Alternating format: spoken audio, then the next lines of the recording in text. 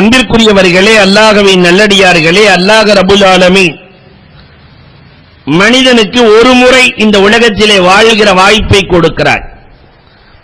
இந்த ஒரு முறையும் எப்படி வாழ வேண்டும்,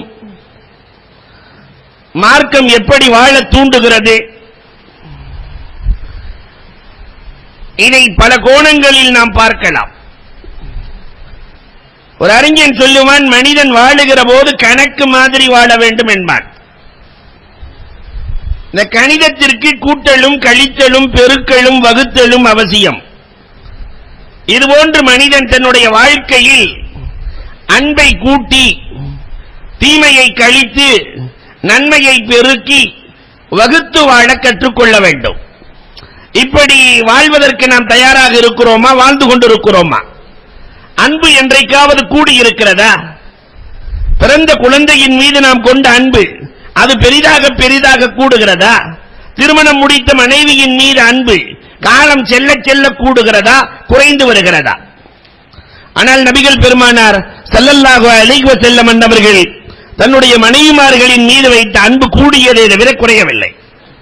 அன்னை கதீஜா ரலியல்லாஹு தஆலாவை பற்றி ஆயிஷா ரலியல்லாஹு கேட்கிறார்களே, கதீஜாவின் மரணத்திற்கு பிறகு கேட்கிறார்கள். ஆயிஷா ரலியல்லாஹு தஆலா வயதிலே சிறுமி, நாயகமே கதீஜா ரலியல்லாஹுவை விட சிறந்த மனைவியை அல்லாஹ் உங்களுக்கு வழங்கினா நோக்கம் என்னன்னா, ஆமா உங்களை எல்லாம் வழங்கி இருக்கிறானே ரசூல் சொல்லணுங்கிறதுக்காக கேட்கிறாங்க. ஆனால் கண்மணி ரசூலுல்லாஹி ஸல்லல்லாஹு அலைஹி வஸல்லம் வல்லாஹிலா, இறைவன் மீது ஆணையாக இல்லை, அன்னை கதீஜாவை விட சிறந்த மனைவி அல்லாஹ் எனக்கு வழங்கவில்லை. இருக்கிற போதும் அன்பு கூடியது, இறந்ததற்கு பிறகு அன்பு கூடியது. அன்பின் கூட்டல், தீமையின் கழித்தல். சஹாபாக்கள் சின்ன சின்ன தவறுகளை செய்திருந்தாலும் கூட அந்த தவறை நீக்கி வாழ்ந்தார்கள். இன்னைக்கு நாம அந்த நிலைக்கு வந்திருக்கிறோமா? அபூ லுபாபா ரலியல்லாஹு தஆலா ஒரு ரகசியத்தை தனக்கு தெரியாமல் வெளிப்படுத்திக் கொண்டதால் பள்ளியிலே தன்னை கட்டிக் கொண்டார்களே, பாவ மன்னிப்பு இறங்குகிற வரை. தபூக் போர்க்களத்திற்கு செல்லவில்லை என்பதற்காக உபய் இப்னு காப் ரலியல்லாஹு தஆலா, காப் இப்னு மாலிக் ரலியல்லாஹு தஆலா போர்க்களத்திற்கு செல்லவில்லை என்ற 50 நாட்கள் லாக்கத் அலைஹிமுல் அர்ள் குர்ஆன் பேசுகிறது, யாருமே பேசல. உண்மையை சொன்னதற்காக கடும் கஷ்டம். ஆனாலும் அல்லாஹ் ரப்பல் ஆலமீன் அவர்களை மன்னித்தான். தன் தவறுகளை ஏற்றுக்கொண்ட இம்ராத்தி ஆமிதியா பெண்மணி வந்து சொன்னாலே, நாயகமே நான் விபச்சாரம் செய்துவிட்டேன், தண்டனை கொடுங்கள். தவறுகளை ஏற்கிற பரிசுத்தமாகிற அந்த பண்பாடு. கடைசியில நீண்ட வரலாறு சுருங்க சொல்லுகிறேன். அடிக்கிற போது காலித் இப்னு வலீத் ரலியல்லாஹுவின் மீது ரத்தம் படுகிற போது காலித் இப்னு வலீத் ரலியல்லாஹு சொன்னார்களாம், ஒரு விபச்சாரியின் ரத்தம் என் மீது பட்டு விட்டது. வந்ததே கோபம் பெருமானாருக்கு. காலித் என்ன சொன்னீர்கள்? இந்த பெண்மணியினுடைய தௌபாவை மதீனா முழுக்க பிரித்து கொடுத்தாலும் மதீனா விசாலமாகும். தீமையின் கழித்தல். நமக்கு தீமை கூடியிருக்கிறதா, கழிந்திருக்கிறதா? நாளுக்கு நாள் தீமைகளை கூட்டி வைத்திருக்கிறோம். பேங்க்ல பணம் கூடுதோ இல்லையோ, இல்லையா? கிராமன் காத்திபியின் இடத்துல தீமைகளின் எழுத்து கூடிக்கொண்டே இருக்கிறது.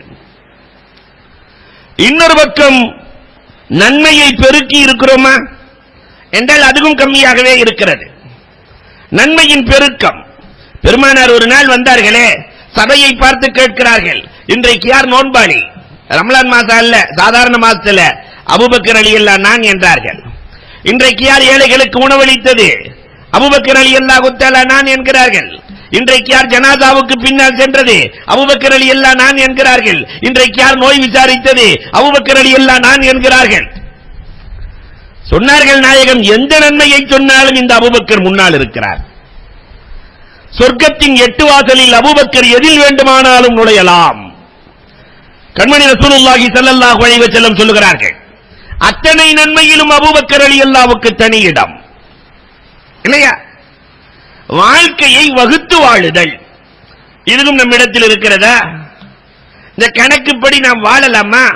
அன்புக்குரியவர்களே, வாழ்வதற்கு தயாரானோமா? வகுத்து வாழுதல் என்றால் முடிவெடுக்கும் திறனோடு வாழுதல். இமாம் கஸாலி சொல்லுவார்கள், இந்த வகுத்து வாழுதல் என்றால் ஒவ்வொரு மனுஷனுக்கு அல்லாஹ் ரப்பல் ஆலமீன் முடிவெடுக்கும் திறனை கொடுத்திருக்கிறான்.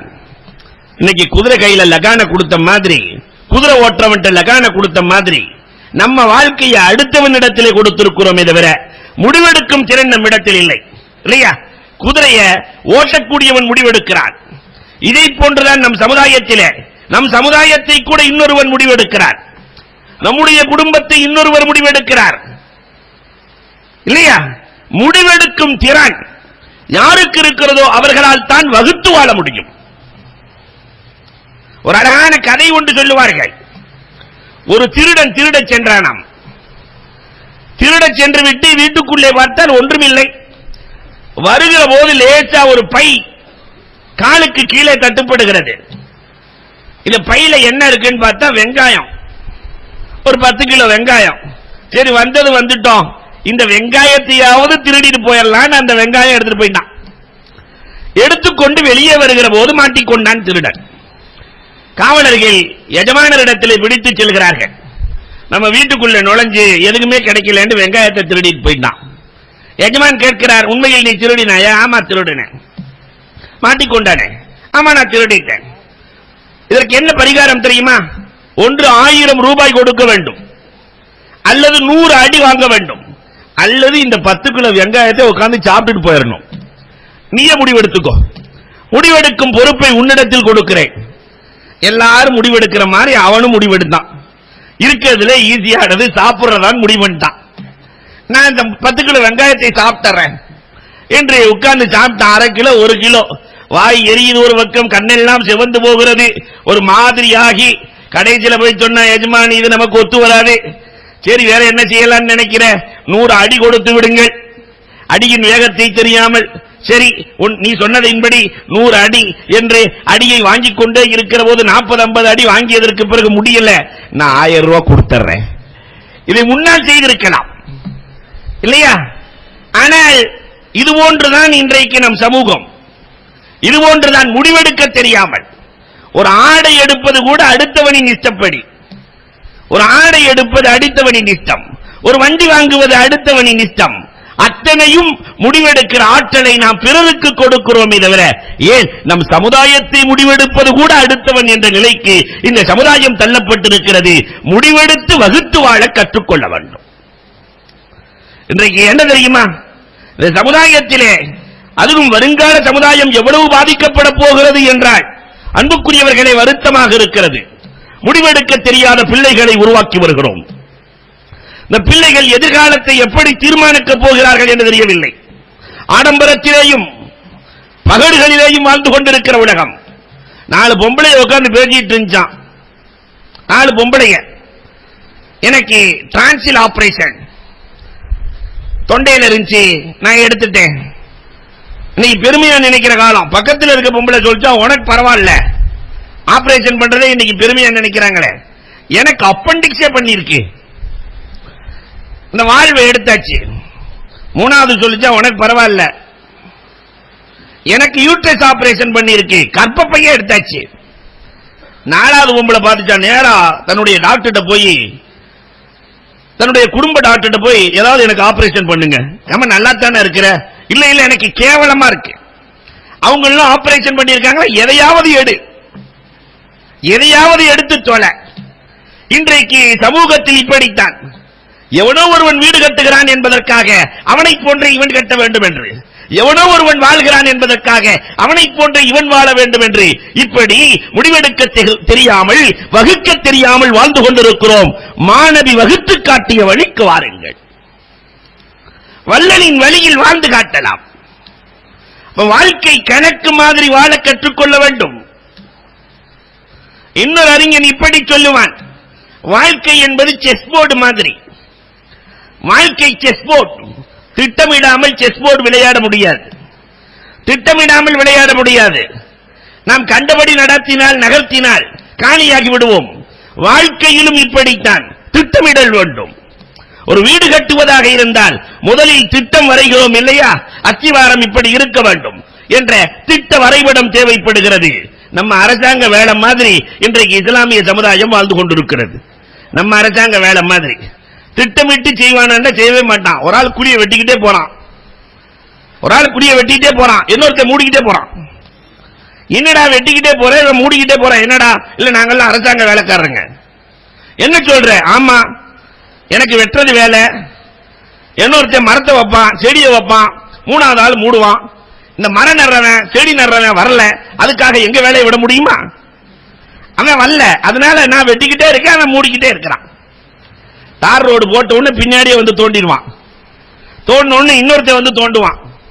இதெல்லாம் நம் சமூகத்தில் வீதிகளில் நடக்கக்கூடிய காட்சிகள் இல்லையா? இந்த திட்டமிடல்.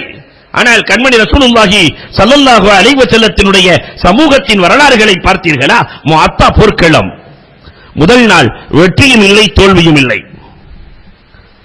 கொடி அபூபக்கர் ரலியல்லாஹுவின் கையில் இருக்கிறது. இரண்டாவது நாள் கொடி உமர் ரலியல்லாஹுவின் கையில் இருக்கிறது, வெற்றியும் இல்லை, தோல்வியும் இல்லை. மூன்றாவது நாள் கண்மணி ரசூலுல்லாஹி ஸல்லல்லாஹு அலைஹி வஸல்லம் இரண்டாவது நாள் இரவே சொன்னார்கள், நாளைக்கு ஒரு சஹாபி இடத்தில் நான் கொடியை கொடுக்க போகிறேன். அவர் திட்டமிடுவதில் அவருக்கு நிகர் அவர்தான். அவரை விட திட்டமிடக்கூடிய சஹாபி யாரும் இல்லை. கொடியை அவரிடம் கொடுப்பேன், நாளைக்கு வெற்றி வாகை சூடுவார். எல்லோரும் தான் தான் என்று எதிர்பார்த்துக் கொண்டிருக்கிற போது காலையில் கண்மணி ரசூலுல்லாஹி ஸல்லல்லாஹு அலைஹி வஸல்லம் எங்கே காலித் இப்னு வலீத் என்றார்கள். காலித் இப்னு வலீத் கொடி கொடுக்கப்படுகிறது, திட்டத்தை தீட்டுகிறார்கள்.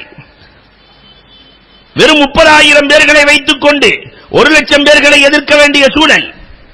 காலித் இப்னு வலீத் 100 குதிரை வீரர்களை ஒன்று சேர்த்தார்கள். 100 குதிரை 30 பகுதிகளாக பிரித்தார்கள். 3000 பேர்களை 30 பகுதிகளாக பிரிக்கிறார்கள். பிரித்து 8 திசையிலும் நிறுத்தச் சொல்லுகிறார்கள். நீங்கள் ஒரு கோடு வேடு கொடுக்கிறார்கள். தல்பியாவை நாங்கள் முழங்குகிற வரை குதிரைகளின் குளம்புகளில் இருந்து தூசிகள் பறக்க வேண்டும். குதிரை கிளம்பக்கூடாது. குதிரை குளம்புக்கு கீழிருந்து தூசிகள் தான் பறந்து வர வேண்டுமே தவிர குதிரைகள் கிளம்பக்கூடாது. புழுதி முழுக்க இருக்க வேண்டும் என்று திட்ட வரைபடம் கொடுத்தார்கள் காலித் இப்னு வலீத். மறுநாள் காலை புழுதிகளை கிளப்பிக் கொண்டு குதிரைகள் தன்னுடைய வேலையை பார்க்கிறது. எதிரிகள் பார்க்கிறார்கள். 8 திக்குளும் வானம் முழுக்க புகை மண்டலமாக இருக்கிறது. எத்தனை 1000 பேர்கள், எத்தனை லட்சம் பேர்கள் வருகிறார்களோ தெரியவில்லை என்று முஅத்தாவின் தோல்விக்கு காரணம், எதிரிகளை தோற்கடித்ததற்கான காரணம் திட்டமிடல். இந்த திட்டமிடுகிற பண்பு இன்றைக்கு இஸ்லாமிய சமுதாயத்தில் உண்டா? கிறிஸ்துவ சமுதாயம் 200 ஆண்டுகள் இந்த இந்தியாவை ஆண்டார்கள். திட்டமிட்டு கல்விக்கூடங்களையும் மருத்துவமனைகளையும் ஏற்படுத்தி விட்டார்கள். நாம 800 வருஷம் சாப்பிட்டிருக்கோம் இல்லையா? ஆனால் எந்த திட்டமும் இல்லை. முகல் பிரியாணி, மாஷா அல்லாஹ், அவர்கள் போனாலும் அந்த பிரியாணி நின்று கொண்டிருக்கிறது. ஆனால் கல்விக்கூடங்கள் வந்ததா? மருத்துவமனைகள் வந்ததா? அன்றைக்கு ஒரு தூர நோக்கு திட்டத்தை செய்தார் திப்பு சுல்தான். அதனாலதான் மைசூர்ல நீங்க பாத்தீங்கன்னாக்கா எங்கு பார்த்தாலும் மரங்கள். யாராவது தவறு செய்து விட்டால் சிறைச்சாலை வேண்டுமா மரம் நடுகிறாயா என்று கேட்பாராம். சிறைச்சாலை வேண்டுமா மரம் நடுகிறாயா? நான் மரம் நடுகிறேன். மரத்தை நடுவது மட்டுமல்ல, அந்த மரம் உன்னை போன்று செழிப்பாக வளர வேண்டும் என்று செழிப்பாக வளர வைத்தார், திட்டமிட்டார். அவுரங்கசீப் திட்டமிட்டார் இல்லையா? இதை போன்று மைசூர் மாமன்னர் திட்டமிட்டார். அந்த திட்டம் இன்றைக்கு நம்மிடத்தில் இல்லை. இன்னைக்கு யூதர்கள் திட்டம் போட்டு எல்லா செயல்களுக்கும் மரம் நட்டுக் கொண்டிருக்கிறார்கள். நாடு முழுக்க மரத்தை உருவாக்கி கொடுத்திருக்கிறார்களே அன்புக்குரியவர்களே. திட்ட வரைபடம். திருடன் கூட தான் திருடுவதற்கு திட்டத்தை தயார் செய்கிறார். திருடன் கூட நீங்க பத்திரிகையில பார்த்திருக்கலாம். சென்னையில் நடந்த செய்தி என்று சமீபத்தில் ஒரு 2 மாதத்துக்கு முன்னாடி ஒரு அழகான செய்தியை போட்டார்கள். பேங்க் மேனேஜர்கிட்ட போய் திருடி இருக்கான். எதை திருடி இருக்கான்னா பேங்க் மேனேஜருடைய பைக்கை திருடிட்டான். பார்த்த பைக்கு காணோம். அடுத்த நாள் அதே இடத்திலே பைக் நிற்கிறது. அந்த பைக்கிலே ஒரு கடிதமும் இருக்கிறது. நான் உண்மையில் திருடன் அல்ல, அவசர வேலைக்காக, வேலை நிமித்தத்திற்காக வேறு வழியே இல்லாமல் உங்கள் வண்டியை எடுத்து சென்று விட்டேன். நான் மிகவும் தவறாக எண்ணுகிறேன். நான் வருத்தப்படுகிறேன். நேராக உங்களுக்கு முன்னால் நிற்கத்தான் முடியவில்லை. என் வருத்தத்தை தெரிவிக்கிறேன் என்று நிறைய ஆழ்ந்த வருத்தங்களை எல்லாம் தெரிவிச்சுட்டு நான் எடுத்ததற்கு பரிகாரமாக உங்கள் குடும்பத்தினர் அத்தனை பேர்களுக்கும் பிளாக் தண்டருக்கான டிக்கெட்டை உள்ளே வைத்திருக்கிறேன். நீங்கள் அதை சந்தோஷமாக நீங்கள் கொண்டாடுங்கள். இவ்வளவு நல்லவனா இருக்கிறானே, என்று இவங்க எல்லாம் பிளாக் தண்டருக்கு போன உடனே வீட்டில் இருக்கிறது எல்லாம் எடுத்துட்டு போயிட்டான். வீட்டில் இருக்கிறது எல்லாத்தையும் காலி ஆயிடுச்சு. அப்ப திருடுவதற்கு கூட திட்டம் போடுகிறான். வாழ்வதற்கு, வாழ்க்கையை வாழ்வதற்கு நமக்கு திட்டம் வேண்டாமா? இப்படித்தான் வாழ வேண்டும், நம்முடைய சந்ததிகள் இப்படி இருக்க வேண்டும், நம்முடைய பிள்ளைகள் இப்படி இருக்க வேண்டும், நம்முடைய மனைவி இப்படி இருக்க வேண்டும், நம் வியாபாரம் இப்படி இருக்க வேண்டும் என்று திட்ட வரைபடம் தேவை. வாழ்க்கை பெருமானார் ஸல்லல்லாஹு அலைஹி வஸல்லம் அவர்கள் கந்தக் அகழ் போர் தோன்றுகிற போது சல்மான் பார்சி ரலியல்லாஹு அன்ஹுவினுடைய திட்டத்தை பெருமானார் செயல்படுத்தினார்கள். போரே இல்லாமல் வெற்றி கிடைத்தது. அதனால இந்த திட்டம் தேவை. இன்னொரு அறிஞன் இப்படி பேசுவான், வாழ்க்கை என்பது பாட புத்தகம். நிறைய பேர் படம் பார்க்கிறார்கள், படிப்பதே இல்லை. வாழ்க்கை என்ற புத்தகத்தை நிறைய பேர் பார்க்கிறார்களே தவிர படிப்பதில்லை. அது உண்மைதானே? புத்தகத்தை எவனாவது படிச்சா தானே, ஸ்கூல் புத்தகத்தை படிச்சா தான் பாஸ் ஆவான். படிக்காமலே பாஸ் ஆக வேண்டும், நிறைய மதிப்பெண்கள் எடுக்க வேண்டும் என்றால் அது நடக்காது. இதே மாதிரி தான் வாழ்க்கை புத்தகங்களை நிறைய பேர் என்ன நடக்குதுங்கிறத பார்க்கிறான், ஆனால் படிப்பினை பெறுவதே இல்லை. சொன்னார்கள் அப்துல் கனி அஸ்ஸூஃபி, மனிதன் வாழ்க்கையில் முன்னேறுவதற்கு என்ன தேவை தெரியுமா?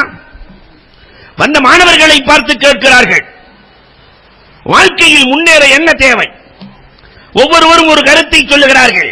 கடைசியாக அப்துல் கனி ரஹ்மத்துல்லாஹி தஆலா, குழந்தையை யார் தருவது என்று கேட்டார்கள். அல்லாஹ் தருகிறான். யாரின் வாசித்தாவோடு தருகிறான்? பெற்றோர்களின் வாசித்தாவோடு தருகிறான். மழையை யார் தருவது என்று கேட்டார்கள். மழையை அல்லாஹ் தான் தருகிறான். எந்த வாசித்தாவோடு தருகிறான்? மழையை. எந்த வாசித்தாவோடு தருகிறான்? மேகத்தின் வாசித்தாவோடு தருகிறான் அல்லாஹ். மனிதனை நல்லவனாக்குவதும் அல்லாஹ் தானே என்று கேட்கிறார்கள். ஆம். எந்த வாசித்தாவோடு? நல்ல சேகுமார்களின் வாசித்தாவோடு, நல்லோர்களின் கூணுமா சாதிக்கின், நல்லோர்களின் தொடர்பு. இந்த பாடத்தை எத்தனை பேர் படித்திருக்கிறீர்கள் என்று கேட்கிறார்கள். நல்லோர்களின் தொடர்பு ஒரு மனிதனை புனிதனாக வாழ வைத்துவிடும். இன்றைக்கு தீயவர்களின் தொடர்பில் இருக்கிறோமா, நல்லவர்களின் தொடர்பில் இருக்கிறோமா? நம்முடைய பிள்ளைகள் யாரோடு தொடர்பு கொள்கிறார்கள்? ரசூல் ஸல்லல்லாஹு அலைஹி வஸல்லத்தினுடைய வாழ்க்கையை நீங்கள் பார்த்தால் தாலீமே நபவியும் இருக்கிறது, கைஃபியாத்துன் நபவியும் இருக்கிறது. தாலீமே நபி, நபி கற்றும் கொடுத்திருக்கிறார்கள், தஸ்கியத்தையும் ஏற்படுத்தி இருக்கிறார்கள். இரண்டு கலைகளையும் சேர்த்து சேர்த்து தாஹா ரசூலுல்லாஹி ஸல்லல்லாஹு அலைஹி வஸல்லம் அவர்கள் கொடுத்தார்கள். அதனாலதான் உலகத்தில் இருக்கிற எல்லா மகான்களும் இறைநேசர்களும் நல்லோர்களோடு தொடர்பு கொண்டிருக்கிறார்கள். இப்ப நாம யோசிக்கிறோம், நாம எந்த நல்லோரோடு தொடர்பு வைத்திருக்கிறோம்? ஒவ்வொருவரும் யோசித்து பாருங்களே. இமாம் அபூ ஹனீஃபா ரஹ்மத்துல்லாஹினுடைய வரலாறை பார்க்கிற போது லௌல சனத்தானி லஹலக்கன் நுஅமான், இந்த 2 வருஷம் மட்டும் இல்லைன்னா இந்த நுஅமான் ஹலாக்காகி இருப்பார். எந்த 2 வருடம் என்று மாணவர்கள் கேட்கிறார்கள். ஜாஃபர் சாதிக் ரலியல்லாஹுவினுடைய தொடர்பு மட்டும் எனக்கு இல்லை என்றால், பெருமானாரின் பேரப்பிள்ளை அந்த ஜாஃபர் சாதிக் யாரோடு தொடர்பு கொண்டவர்? காசிம் இப்னு முஹம்மது இப்னு அபீ பக்கர். இந்த காசிம் யாரோடு தொடர்பு கொண்டவர்? அல்லாஹு அக்பர். அன்புக்குரியவர்களே, மதீனாவினுடைய 7 காலிகளில் மிகச்சிறந்த காலி காசிம் ரஹ்மத்துல்லாஹி தஆலா அலைஹி. இவர்கள் யாரோடு தொடர்பு கொண்டவர்கள்? சல்மான் பார்சியோடு. சல்மான் பார்சி அபூபக்கர் ரலியல்லாஹோடு, அபூபக்கர் ரலியல்லாஹ் ரசூலோடு. இந்த தொடர்பு, நல்லோர்களின் தொடர்பு ஒரு மனிதனை புனிதனாக மாற்றிவிடும்.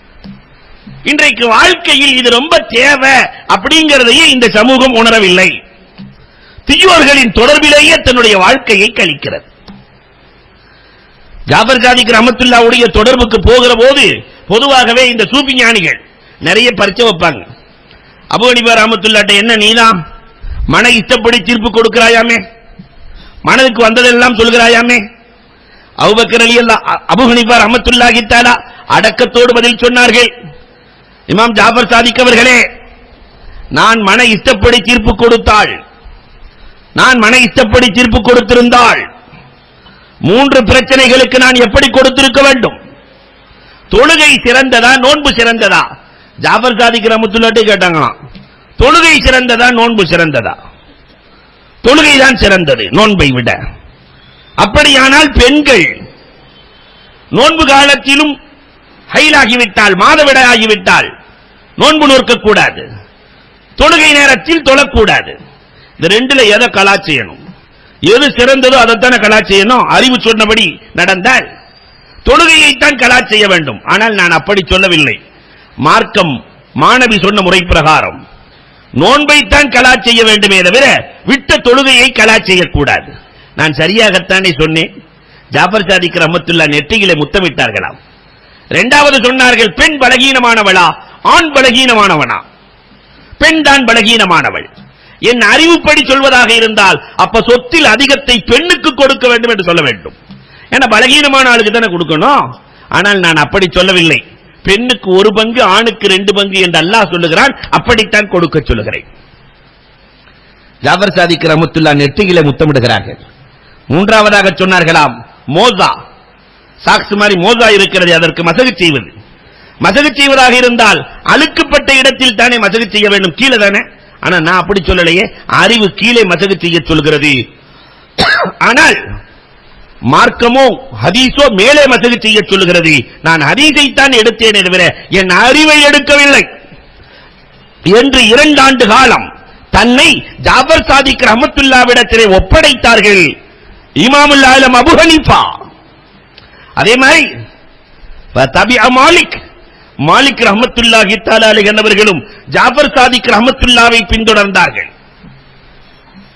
இமாம் ஷாஃபி, அல்லாஹு அக்பர், ஷைபானி ராயி, இமாம் ஷாஃபி ரஹ்மத்துல்லாஹி தஆலா அறிவின் கடல். ஷைபானி ராயி தோழமையில் இருந்தார்கள், சூஃபியின் நட்பில் இருந்தார்கள். அதனாலதான் மசாலா வந்து கேட்கிறாரு. ஷைபானி ராயி உட்கார்ந்து இருக்கிறாரு, ஷாஃபி ரஹ்மத்துல்லாஹ் உட்கார்ந்து இருக்கிறாங்க. ஒருத்தர் மசாலா கேட்க வர்றாரு. ஒருத்தருக்கு 40 ஆடு இருக்கு, எத்தனை ஆடு ஜகாத் கொடுக்கணும்? 40 ஆட்டுல எத்தனை ஆடு ஜகாத் கொடுக்கணும்? இமாம் ஷாஃபி ரஹ்மத்துல்லாஹ் சொன்னாங்க, 40 ஆடு இருந்தா 1 ஆடு ஜகாத் கொடுக்கணும். சொல்லி முடிச்ச உடனே இமாம் ஷாஃபி ரஹ்மத்துல்லாஹ் பார்த்தாங்க ஷைபானி ராயிய. நான் சொன்னது சரியா என்றார்கள். ஷைபானி ராயி சூஃபி இல்லையா? உங்கள்கிட்ட சரி என்கிட்ட தப்புன்னாரு. அது என்ன சொல்றீங்க? இல்ல ஷைபானி ராயி சொன்னாங்க சூஃபி இல்லையா? அல்லாவுக்காக கேட்டாக்க 40ஐயுமே கொடுத்துட வேண்டியதானே. பிறக்கும் போது என்ன நீ ஆட்டோடையா பிறந்த இல்லையா? இடையில அல்லா தானே கொடுத்தான். அல்லாவுக்காக கேட்கும் போது என்கிட்ட 40ஐயும் கொடுத்துடணும். தஸ்கியத். இமாம் ஷாஃபி ரஹ்மத்துல்லாஹி தஆலா அலைஹி என்பவர்கள் ஷைபானி ராயியோடு தோழமை.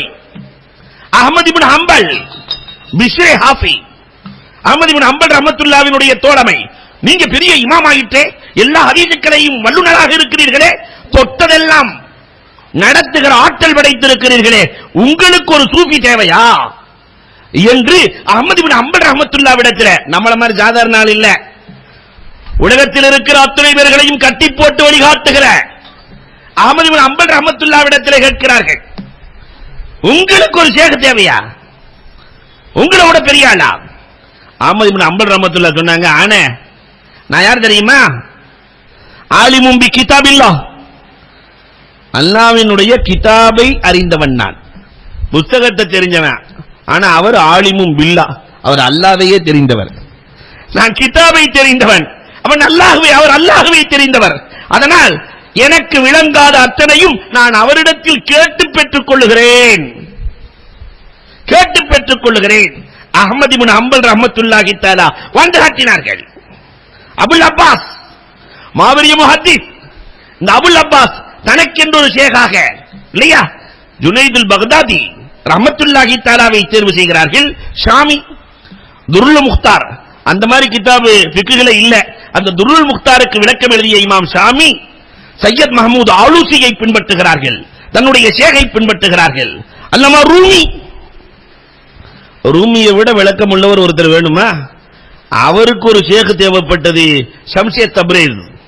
ரூமி தன்னுடைய கிதாபத் எழுத்துக்களையில் ரூமிக்கு நிகர் யாரும் இல்லை, உதாரணம் கொடுப்பதில் ரூமுக்கு நிகர் யாரும் இல்லை.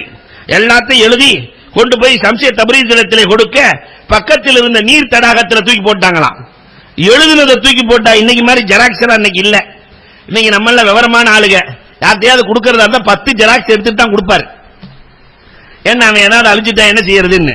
ஆனா அந்த காலம் அப்படி இல்ல. தண்ணீரிலே போடுகிற போது ரூமி ரஹ்மத்துல்லாஹ்வினுடைய உள்ளமெல்லாம் நடுங்கி போகிறது. இப்படி தண்ணீரை தூக்கி போட்டாரே, அல்லாஹு அக்பர். ஷம்ஷே தப்ரீஸ் ரஹ்மத்துல்லாஹி தஆலா தண்ணீரில் இருந்து அந்த கடிதத்தை எடுக்கிறார்கள், ஒரு எழுத்து கூட மாறவில்லை. ஷேக்கின் கைப்பட்ட கடிதம் தண்ணீரில் படுகிற போது தண்ணீருக்கு அழிக்கிற ஆற்றல் கூட இல்லை. அதைத்தான் சொல்லுகிறார்கள் அல்லாமா ரூமி.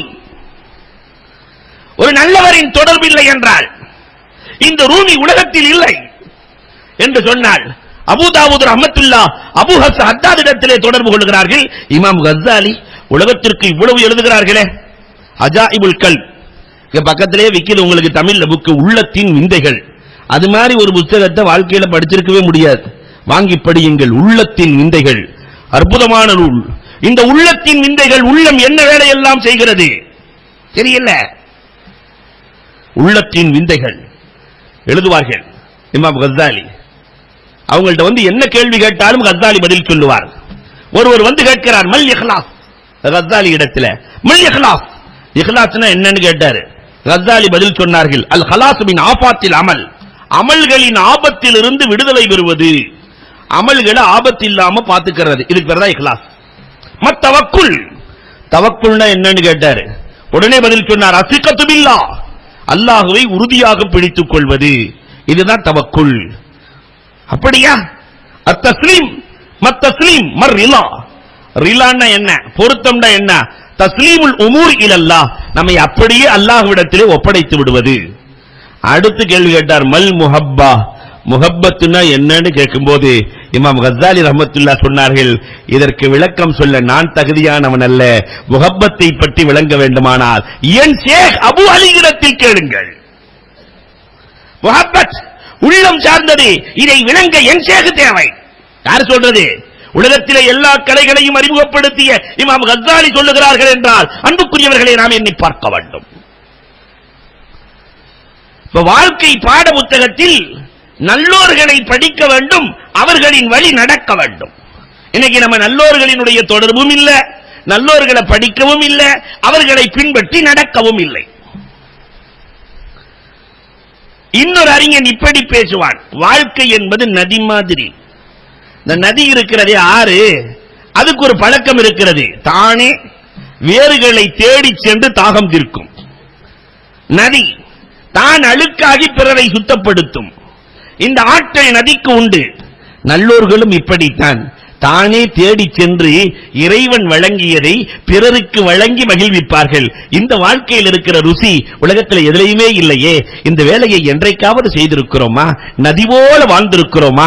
அன்புக்குரியவர்களே, எண்ணி பார்க்க கடமைப்பட்டிருக்கிறோம். பிறரை தேடி சென்று ஹசன் ரஹ்மத்துல்லாஹி தஆலா அலைஹி அவர்கள் இரவு நேரத்திலே யாரெல்லாம் பசியோடு இருக்கிறார்களோ, ஏழ்மையில் இருக்கிறார்களோ, யார் கொடுக்கிறார்கள் என்று கூட தெரியாமல் வீட்டுக்குள்ளே போட்டுவிட்டு சென்ற வரலாறுகளை பார்க்கிறோமே. ஆனால் எத்தனை பேர் நாம் இந்த செயலை செய்திருக்கிறோம்? நம்ம தெருவில், நம்ம மஹல்லாவில் பசியோடு வாடக்கூடிய, வறுமையில் இருக்கக்கூடிய எத்தனை பேர்கள் இருக்கிறார்கள்? அவர்களுக்கு நாம் தான் கொடுக்கிறோம் என்றே தெரியாமல் கொடுத்திருக்கிறோமா? இல்ல.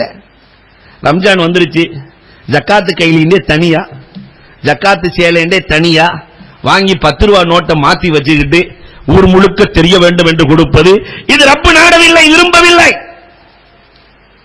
நதி போல கொடுக்க வேண்டும். நம்முடைய வாழ்க்கையும் இப்படி இருக்க வேண்டும். இதைத்தான் மார்க்கம் விரும்புகிறது. ஒரு அபூபக்கரை போன்று இருக்கலாமே, இந்த சஹாபாக்களை போன்று ஒரு உமரை போன்று இருக்கலாமே, ஒரு உஸ்மானை போன்று இருக்கலாமே, ஒரு அலியை போன்று இருக்கலாமே.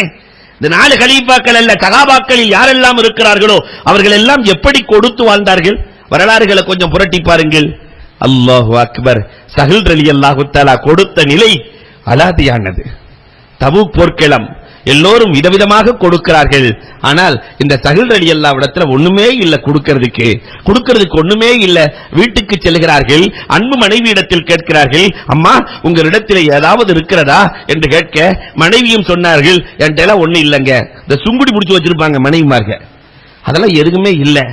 பேரித்தந்தோப்புக்கு செல்லுகிறார். ஒரு வாளி இறைத்தால் ஒரு பேரித்தம்பழம், 19 வாளி தண்ணீர் இறைத்து, நம்ம மாதிரி பக்கத்துல எல்லாம் கிடக்காத தண்ணி, நீண்ட ஆழமான கிணறு, தண்ணீர் இணைத்து 19 பேரித்தம்பழத்தை கையிலே கொண்டு வருகிறார் சஹல் ரலியல்லாஹு தஆலா. 19 பேரிச்சம்பழம். மஸ்ஜித் முழுக்க பொருட்கள் நிறைந்திருக்கிறது. ஆடைகளாக உணவுப் பொருட்களாக மழை மாதிரி குவிந்திருக்கிறது. 19 பேரிச்சம்பழத்தை வச்சு என்ன செய்ய முடியும்? கையெல்லாம் நடுங்குகிறது. இந்த ஏழை அவமதிக்கப்பட்டு விடுவானோ? ஏழை எதை வேண்டுமானாலும் தாங்குவான், அவமரியாதையை தாங்க மாட்டான். ஏழை எதையும் தாங்குவான், அவமரியாதையை தாங்க மாட்டான். கையிலே தூக்கி கொண்டு வருகிறார்கள், கையெல்லாம் நடுங்குகிறது. ஸஹல் ரலியல்லாஹு தஆலா தூரத்திலிருந்து தாஹா ரசூலுல்லாஹ் பார்த்து விட்டார்கள். அந்த ஏழை வருவதை பார்த்தார்கள். ரசூலுல்லாஹ் நடக்கவில்லை, ஸஅன் நபி. ரசூலுல்லாஹ் விரைந்தார்கள், ஓடி போனார்கள். அந்த ஏழை தோழரிடத்தில் இருந்து பேரித்தம்பழத்தை தன் கையில் வாங்கினார். வாங்கி பள்ளிக்குள்ளே வருகிறார்கள், எல்லா பொருட்களின் மீதும் தூவினார்கள். இந்த ஏழை ஸஹல், இவரின் பொருளால் அல்லாஹ் எல்லா பொருட்களிலும் பரக்கத் செய்தான் என்றார்கள். ஒரு ஸஹலை போல நாம் மாறலாமே. தேடி வந்து கொடுக்கிற பண்பாடு, தேடி வாங்கிட்டு போக கூடாது, தேடி போய் ஏழையை பார்த்து கொடுக்கிற ஸஹலாக மாறலாமே. தனக்கு தேவை என்ற போது கூட பிறருக்கு கொடுத்த மகிழ்ந்த அலியின் வரலாறு நமக்கு பாடமாக இருக்கிறதே. அப்படி ஒரு நாள் வாழ்ந்து பார்க்கலாமே. வீட்டில பசி, கடுமையான பசி. வீட்டிலே ஃபாத்திமா ரலியல்லாஹு தஆலா ஒரு ஆடையை கொடுத்து விட்டு வர சொல்லுகிறார்கள். ஆடையை போய் விற்கிறார்கள் 6 திர்ஹத்திற்கு. வருகிற வழியிலே ஒரு ஏழை இருக்கிறார். ஏழையை பார்த்தவுடன் அந்த ஆடையும் கொடுத்து விட்டார்கள். வீட்டுக்கு கொண்டு வரல, ஏழையை பார்த்தவுடனே அந்த ஆடையும் கொடுத்துறாங்க. வருகிற வழியில் அல்லாஹ்வால் தாங்கிக் கொள்ள முடியாத ஒரு ஒட்டகை வருகிறது. ஜிப்ராயில் அலைஹிஸ்ஸலாம் மனித தோற்றத்தில் கொண்டு வந்தார்களாம். அல்லாமா கல்யூபி எழுதுவார்கள், மனித தோற்றத்திலே வருகிறார், ஒட்டகத்தோடு வருகிறார். அலியே, இந்த ஒட்டகத்தை வாங்கிக் கொள்கிறீரா? என்கிட்ட காசே இல்லையே, நான் எங்க வாங்குறது? இல்ல, இது ஒட்டகத்தை வச்சுக்கங்க, 100 திர்ஹம் கொடுத்துருங்க. விலை 100 திர்ஹம், நீங்க எப்ப வேண்டாலும் கொடுங்க.